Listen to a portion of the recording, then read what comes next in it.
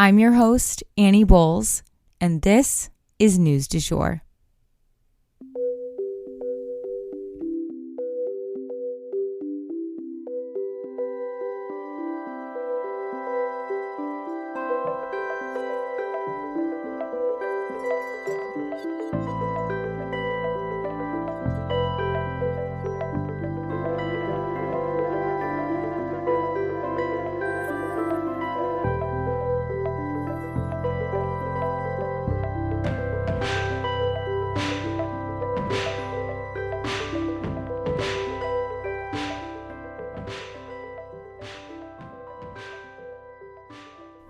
Hey everyone, and welcome back to the News du Jour, a calmer space to consume the news. Happy Friday, you guys. We made it. I have a very special episode for you guys where we are going to talk about two news stories here at the top. And then we have a deep dive into a pop culture story. In case you've never heard of Vanderpump or Vanderpump Rules, I'm going to break down the drama that is Scandival. And if you guys have been seeing this all over social media and you've been confused, you're like, what the heck is going on? You're going to have a quick summary. And that way, if you guys want to do a deep dive over the weekend into this crazy situation, you can. And if not, you'll at least know enough to talk about it when it comes up in conversation. So let's go ahead and jump into the news for today. So first up, Montana bans TikTok. So remember how we talked about the state of Montana potentially banning the app TikTok?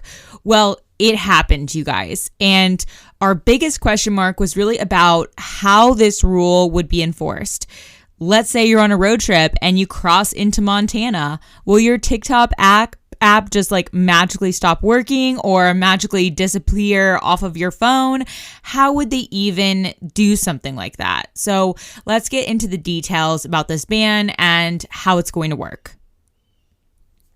So first off, the ban goes into effect January 1st, 2024. The bill was first introduced in February, and the Montana legislature debated it for months following. Basically, how it's going to work is that the state will prohibit Apple and Google from offering the TikTok app in their app stores in the state of Montana. But that also calls into question what would happen if someone in the state of Montana already has the app downloaded. Are the police going to go around checking people's cell phones for TikTok now? Some even see this as like a freedom of speech issue, which feels like a bit of a stretch. Montana isn't censoring your ability to speak your mind, just whether you can use this particular app to do it. That said, there is language built into this bill that would essentially make the whole thing go away if TikTok were to be incorporated in a country that is not, quote, designated as a foreign adversary, end quote.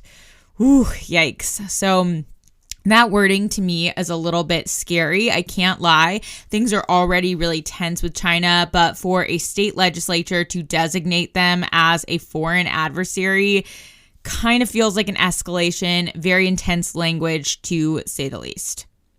This ban is obviously the most strict ban against this app in the world that I know of, and it is expected that the new law will be challenged in court. So these aren't all the details. I think there's still a lot of questions to be answered about how this ban will be enforced. But again, it has to make it through the court system before it can even go into effect. So Montana really sees this move as taking on China directly, and maybe they are. But this will most definitely be an unpopular move for the citizens of Montana. Instead of figuring out how to make this very popular app make sense safety-wise, they simply canceled it. And many may see this move as not being in their best interest. We'll definitely keep you guys posted. So next up, floods in Italy. Devastating floods in Italy are nothing new, you guys. They happened back in Renaissance times in the 1960s and then now today in 2023. Florence specifically is built right up around the Arno River in this very low ground. It's like a basin. So it is particularly vulnerable to flooding, and the priceless art of the Uffizi Museum are literally hanging on the riverfront. Now, luckily, these floods are worst just north of Florence, but that said, the whole region of northern Italy is being affected by these rains, which are, according to the president of the Geologists Guild in the region, completely unprecedented. The clouds reportedly dropped 8 inches of rain in less than 48 hours across the entire northern region. 8 people are already reported dead, and thousands have been left homeless by the storm. This is largely due to the landslides and mudslides caused by the extensive flooding and rainfall. And people who still have their homes, have a ton of water damage to the homes themselves as well as their belongings. They have evacuated a ton of people from the worst hit areas, fortunately, but it would really be tough, like living in limbo and not knowing what was going on with your home in the midst of all this flooding. I studied abroad in Florence, and I actually took a course on art restoration, and our professor had lived through the 1960s floods, and she was actually a restorationist way back then, and she described how it was just all hands on deck. All of these average citizens who had no experience in conservatorship were handling precious, really priceless works of art being brought out of the Uffizi Museum. And she said she could never get that image out of her head of people holding the art over their head to keep it from being water damaged. And there was a ton of art lost in that 1966 flood. And there's marks on the buildings that show how high the water level got up to this day. So it's definitely floods are something that have left an impression on the city of Florence. And I know that just because that's where I studied abroad. So that's my point of reference. But I don't believe Florence is really in the worst hit area right now. So a big question, obviously, is how might climate change be connected here? Well, the warming of the atmosphere causes snowpack to melt in the mountains of northern Italy and generally makes the whole atmosphere more wet and makes the land less inclined to hold water. So there could be a relationship. That said, scientists do say that the jury is still out on whether this incident can be directly linked to climate change or not. As we have said, these floods have happened a lot in Italy in the past. So let's put it this way. Climate change couldn't have helped. Experts will be studying the specifics of this event, though, and making their best effort to learn from this tragedy and figure out ways to protect people in the future. Okay, so now we are going to be jumping into the Scandival Vanderpump Rules saga, for lack of a better term, because I'm going to have to go into some of the backstory and some context in order to make this story make sense. So I consider it my responsibility here on News du Jour to make sure that you guys are up to date on pop culture events. So before we go into the weekend, we are going to dive into the Vanderpump Rules drama. This way, if you want to go down a rabbit hole over the weekend, you can with a decent framework of the events. So to set the scene, Vanderpump Rules is a show based on the businesses of a woman named Lisa Vanderpump, who is also an original cast member of The Real Housewives of Beverly Hills. So this show is a spin-off of sorts, but it features the young, aspiring models and actors that work at her restaurants, waiting tables while they wait for their big break. Because they are all focused on their looks as a part of their jobs, they tend to be pretty beautiful people running around these restaurants and tend to date one another, hence the perpetual drama of this show. And this particular scandal does, of course, involve sleeping around.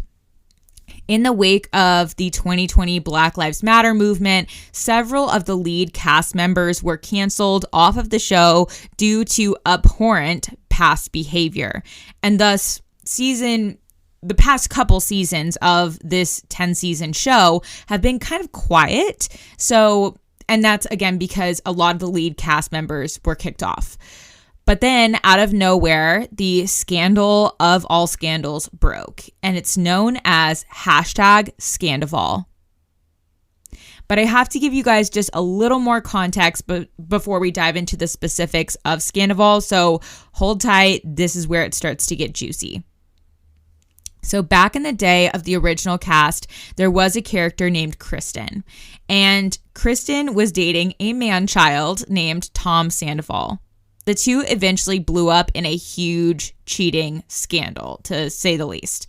He had cheated on her several times, and she was working to find it in herself to forgive him. But then when it came out that she had slept with his best friend, who, hold on to your hats, also happened to be her best friend's ex, it was all too much, and the couple broke up. But just before they called it quits, there had been this flirty closeness between Sandoval and the character named Ariana.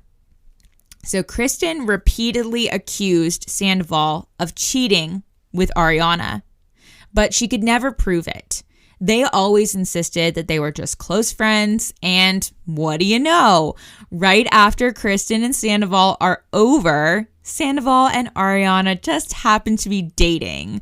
So it definitely felt like there was more to that cheating story, but we were always left hanging on that, and the two consistently denied it. But they went on to be one of the most stable couples on the whole show. They dated for 9 years, seemingly without issue. They bought a home together. They were a constant. They felt like they were meant to be, and that everything worked out for the best. Kristen even eventually came around and embraced the couple, even Ariana, as it seemed like they were a solid pair and true life partners. That is, until this season.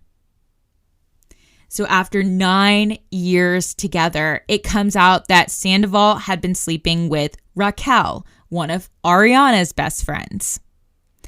Raquel, whose real name is Rachel, had just broken off an engagement to another cast member. And I think it's fair to say that she was a little bit lost and definitely going through a transitional period in her life.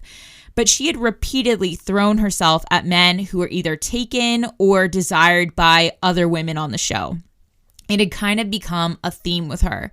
But this 7-month-long affair that she had with Sandoval was definitely the straw that broke the camel's back, because Ariana and Tom Sandoval were truly the most steadfast and beloved couple on the show.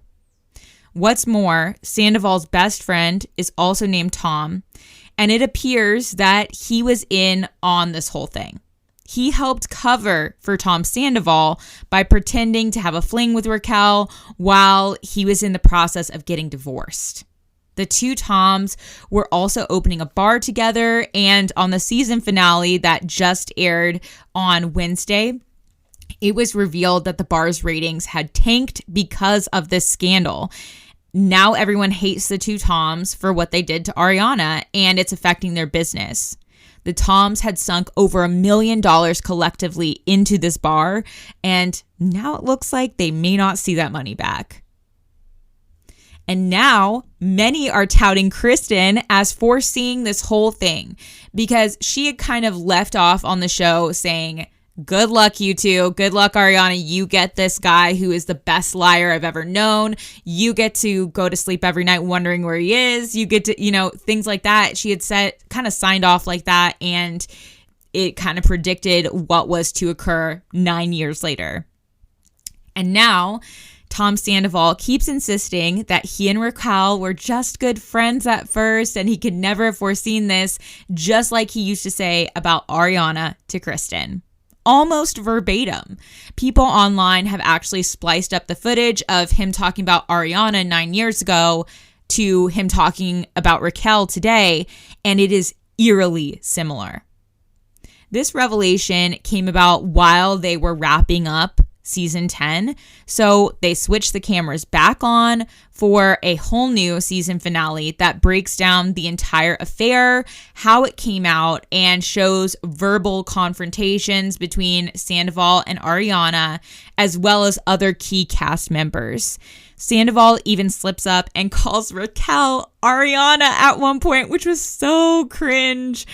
And now, over the next 3 weeks, each Wednesday, the show will air a one part, so it's a 3-part series of a reunion with Andy Cohen, of course, where all of the cast members will be in the same room discussing the events of this season, and it is set to be juicy, you guys. The trailer alone showed Ariana looking hot as hell in this fiery red dress, confronting sheepish Raquel and Tom Sandoval directly in the hot seat. Damn. This scandal is all TikTok has been talking about for months as well. So definitely dive in there if you're looking to understand Scandoval a bit better. There's a lot of egos flying around. There's a lot of hot people involved, and it is definitely a drama for the ages. We wish Ariana all the best in her healing journey, and I hope that, you can find happiness on the other side of all this. And that is the news du jour. Today, I wanted to leave you guys a quote from the queen herself, Lisa Vanderpump. If someone's waving a red flag, they're doing you a favor. If you enjoyed this episode, please subscribe on whatever podcast platform you use to listen. A rate and review or shout out on social media would mean the world to us and help us be able to keep creating the news du jour. But the best way to support all of our work is to become a patron at www.patreon.com/sugarfree media. You can also follow us on social media under sugarfreemedia.co on Instagram and just sugarfree media, all one word, on TikTok. We appreciate you listening and look forward to telling you about the news again next time on News du Jour. Broadcasting from Oklahoma.